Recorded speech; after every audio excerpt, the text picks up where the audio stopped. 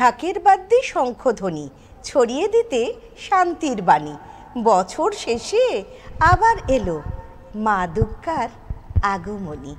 মুছে যাক জরা ব্যাধি, মুছে যাক গ্লানি, শুদ্ধ হোক, সুন্দর হোক জগতের সকল প্রাণী।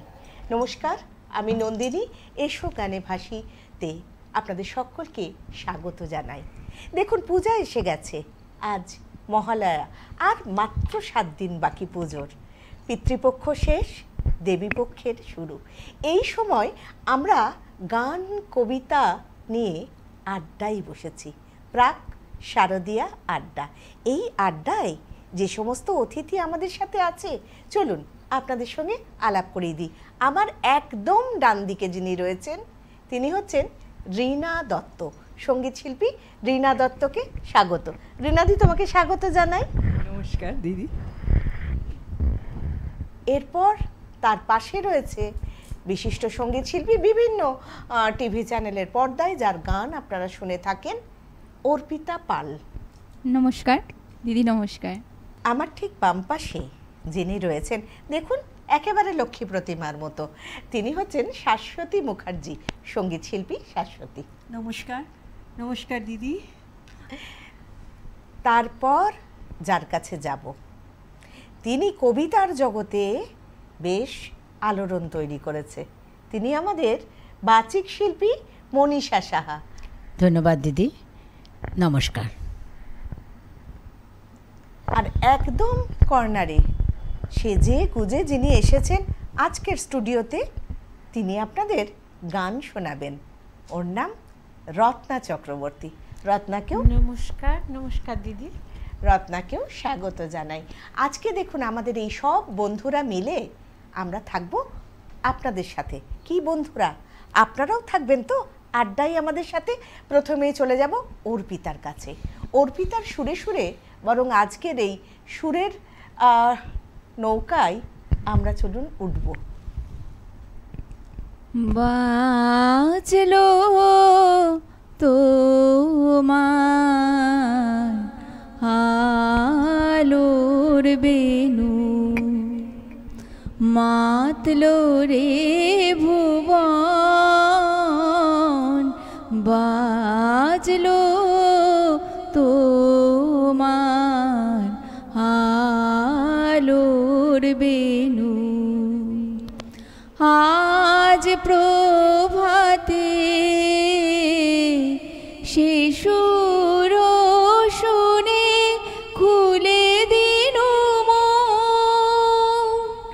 বাজলো বাজলো বাজলো তোমার আলোর বেনু।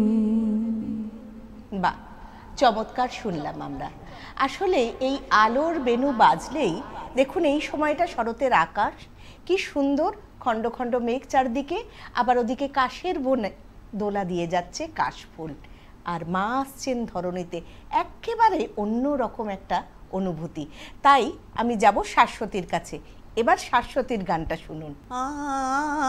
আনন্দ ধারা বহিছে ভুবনে, আনন্দ ধারা বহিছে ভুবনে, দিন রজনী কত অমৃত রস উথলি যায়, অনন্ত গগনে আনন্দ ধারা বহিছে ভুবনে, পান করে রবিশোষী অঞ্জলি ভরিয়া, সদা দীপ্ত রহে অক্ষয় জ্যোতি, পান করে রবিশোষী অঞ্জলি ভরিয়া, সদা দীপ্ত রহে অক্ষয় জ্যোতি, নিত্য পূর্ণ ধরা জীবনে কিরণে আনন্দ ধারা বহিছে ভুবনে। চমৎকার শোনালো, আনন্দ ধারা বহিছে ভুবনে। সত্যিই তো আনন্দময়ী মা আসছেন যে। এবার আমরা মনীষার কাছে যাব, শুনবো মনীষার একটি কবিতা। আমার নিবেদন বঙ্কিমচন্দ্র চট্টোপাধ্যায়ের 150 বছর আগে লিখেছিলেন কমলাকান্তের দুর্গোৎসব, তারই একটু ছোট্ট অংশ। কোথায় ফুল পাইলাম বলিতে পারি না, কিন্তু সেই প্রতিমার পদতলে পুষ্পাঞ্জলি দিলাম। ডাকিলাম সর্বমঙ্গল মঙ্গলে শিবে আমার সর্বার্থ সাধিকে, অসংখ্য সন্তান কুলপালিকে, ধর্ম অর্থ সুখ দুঃখ দায়ীকে আমার পুষ্পাঞ্জলি গ্রহণ করো। এই ভক্তি প্রীতি বৃত্তি শক্তি করে লইয়া তোমার পাদপদ্মে প্রণাম করিলাম। তুমি এই অনন্ত জলমণ্ডল পরিত্যাগ করিয়া এই বিশ্ববিমোহিনী মূর্তি একবার জগৎ সমীপে প্রকাশ করো। এসো মা, নবরাগ রঙ্গিনী নববল দর্পিনী, নবদর্পে দর্পিনী নবস্বপ্ন দর্শিনী। এসো মা, গৃহে এসো, যার 6 কোটি সন্তান, তার ভাবনা কি? চমৎকার শুনলাম আমরা। আসলে জানেন তো, বঙ্কিমচন্দ্র চট্টোপাধ্যায় মা দুর্গার যে পুজোটা করেছিলেন, যে সেটা হচ্ছে স্বদেশী বিপ্লবীদের তারা মিলে করেছিলেন। দীর্ঘদিন ধরে সে পুজোটা চলেছিল, যাতে বিপ্লবীরা একটু আশ্রয় পায়, মানে তাদের ছদ্মবেশ দিয়ে। সেই কারণেই এই দুর্গাপুজোর এই কথাগুলো সেই সময় উনি লিখেছিলেন। এবার আমরা রীনাদির কাছে যাব। নমস্কার, আমি এই আগমনীর একটি রবীন্দ্রসঙ্গীত গাইছি। আমার নয়ন ভুলানো হেলে নয়ন, আমি কি হেরেলাম হৃদয় মেলে, নয়ন ভুলানো এলে নয়ন, শিউলি তলার পাশে পাশে ঝরা ফুলের রাশে রাশে, শিশির ভেজা ঘাসে ঘাসে, অরুণ রাঙা চরণ ফেলে, নয়ন ভুলানো এলে নয়ন, আলো ছায়ার আঁচল ঘানি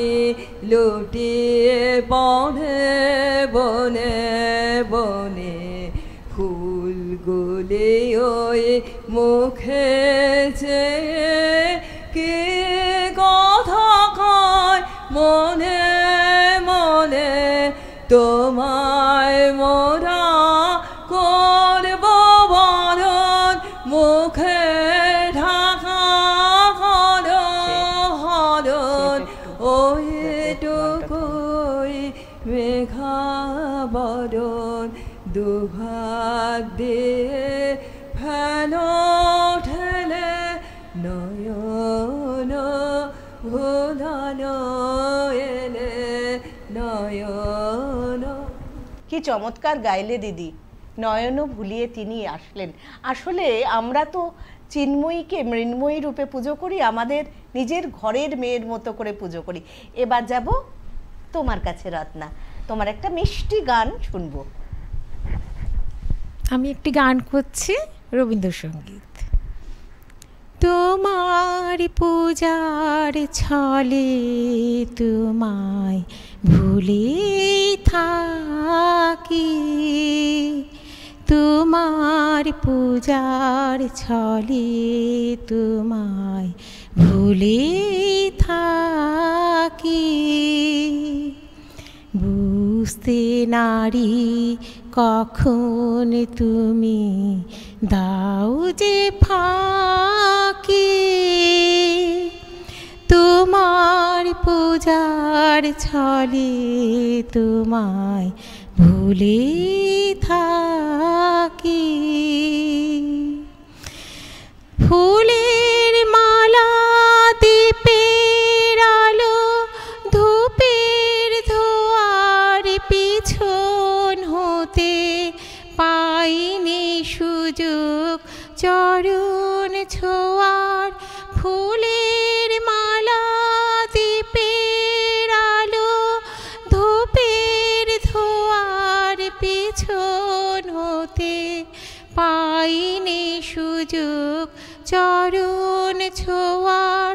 স্তবের বাণীর আড়াল টানি তোমায় ঢাকি। তোমার পূজার ছলে তোমায় ভুলে থাকি। বাহ, চমৎকার গাইলো রত্না। কি দর্শক বন্ধু, আপনাদের কেমন লাগছে বলুন।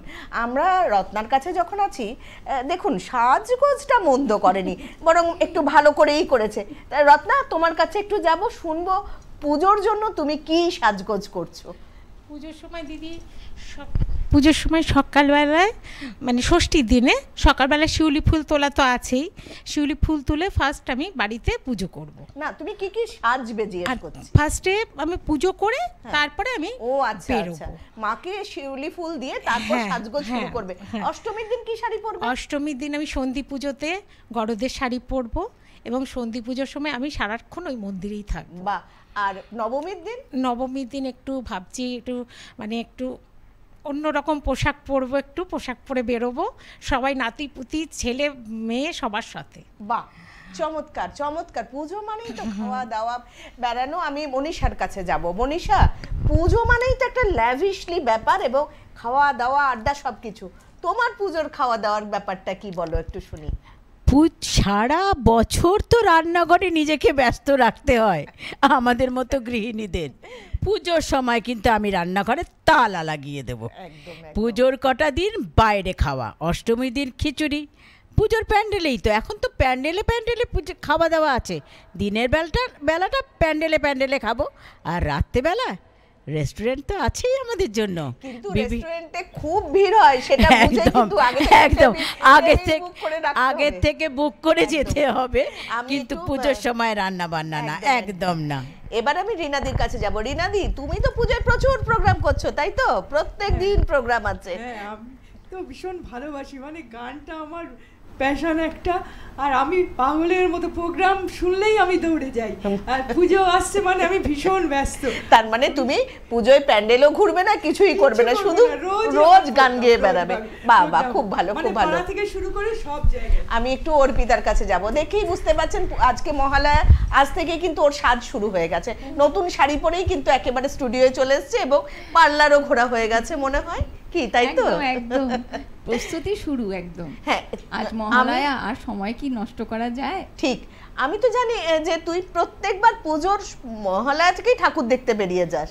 হ্যাঁ, এখন তো মহালয়াতেই উদ্বোধন হয়ে যায়। ঠিক মহালয়াতে ঠাকুর দেখতে বেরোই না, পরের দিন থেকেই মোটামুটি শুরু করে দিই, কারণ অনেক ঠাকুর উত্তর থেকে দক্ষিণ, সল্টলেক এবং শহরতলি, যেখানে যখন পারি সুযোগ পেলেই একদম দাদা ক্যামেরা খাড়ে নিয়ে আর সঙ্গে অর্পিতাকে নিয়ে বেরিয়ে পড়ে একেবারে সেই যেরকম উত্তম সুচিত্রার মোটর বাইক ছিল একটা, পথে হলো দিল্লির মধ্যে। না হ্যাঁ, কিন্তু ওদের পথটা বাইকে নয়, ওদের পথটা ক্যাবে। আর খাওয়া দাওয়া তো বেরোলে তো খাওয়া দাওয়া, তবে স্ট্রিট ফুড আমার বেশি পছন্দের। ওই লাইন দিয়ে রেস্টুরেন্টে খাওয়া আমার একদম ভালো লাগে না।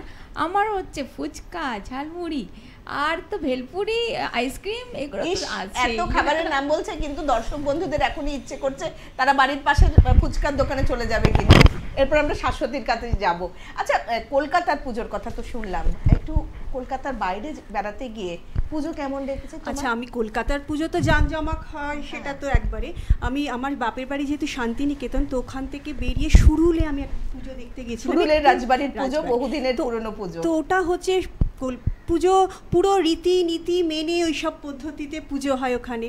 আর প্রকৃতি তো যেন একবারে সৌন্দর্যনি মুখর হয়ে একদম ওঠে সেজে। ওখানে, পুজোর একবারে একটা সেজে মানে আলাদা আলাদা ওই একটা মাহাত্ম্যটাই আলাদা। এক চালের যে পুজো হয় ওখানে ওটা একটা আলাদা।